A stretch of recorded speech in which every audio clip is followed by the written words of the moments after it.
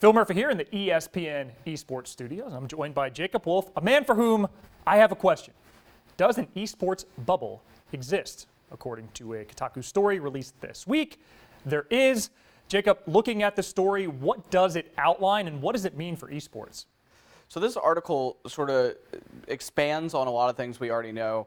Valuations of teams and how they're significantly rising, how those revenues compare to the valuations of teams. Obviously the money they're bringing in, not the money that they're making after cost.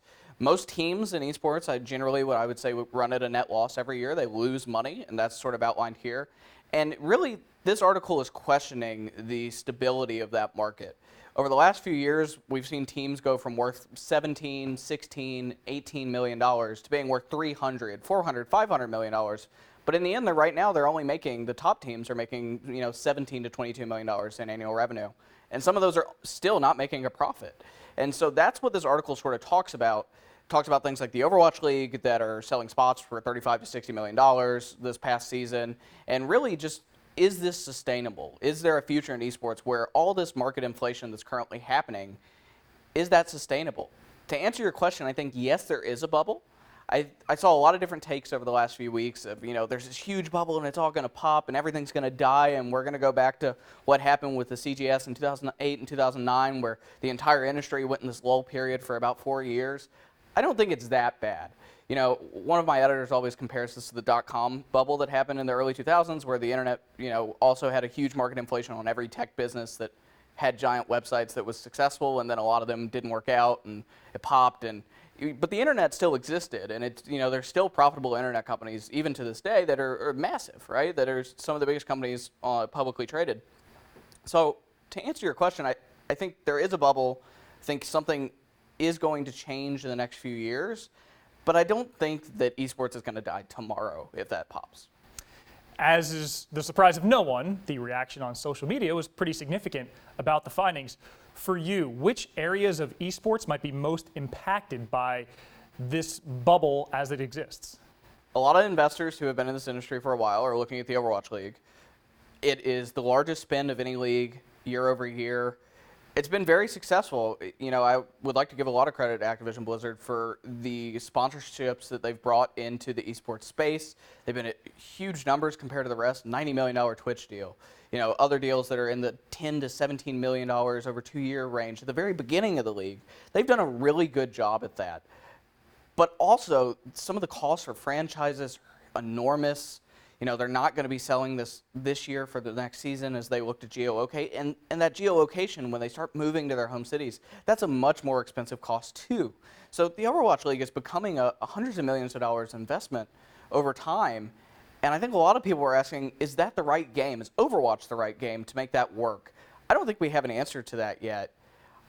I think that the league, for me, I've always been a really large critic of what they're doing because if you look at League of Legends, for example, is costs less, but League of Legends still costs more than a lot of the rest of the industry too. And so the fact that the Overwatch League costs significantly more than that is scary. It really is scary.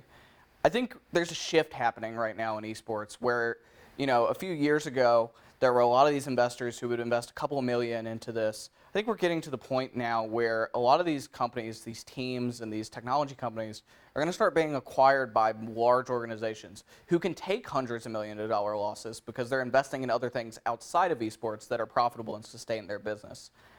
I've seen that change sort of playing out in real time.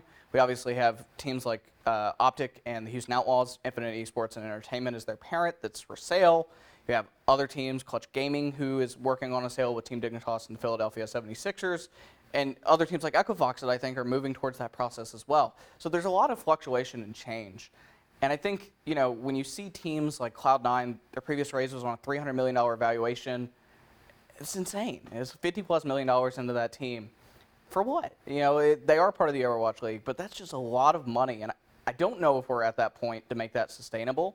Really, to me, the question is what changes, what works, and what doesn't. And I think we're all just kind of playing a wait-and-see game. All right, but I will ask you to hypothesize then for us, assuming there is a bubble, the market will correct. What does that look like? I mean, we've already seen it a little bit. There are some leagues that are shutting down. Things like the Heroes of the Storm League is gone. And, the scene from that has been adversely affected of what Heroes of the Storm looks like. I think that there will have to be a push and pull with players. We have players in esports now being paid over $1 million annually. It's a lot for an industry that a couple years ago nobody was making over $100,000 annually. To me, we're going to have to see a lot of give and take, and I think that around all parties, teams, leagues, players, everyone's either going to have to take a little bit of a financial stand back and settle down, or find revenue streams that make sense. And that's the big thing. I don't think anyone in esports, particularly on the team side of things, has figured out revenue streams where your revenues outweigh your spend every year. And that's why you see so many of these teams raising 20, 30, $50 million here every single year. And I think that's where we're going. And so I really am really cautious about things like the Overwatch League and now the Call of Duty World League that will launch next year for how high those spends are. And, if they can make it work, great. That's great for the industry. But, and we should be rooting for them, to be frank, as people who work in this industry. It'd be great to see them be successful. But I don't know if that's going to happen. And, really the next couple of years, I think we'll sort of test that and we'll see what a correction looks like in real time.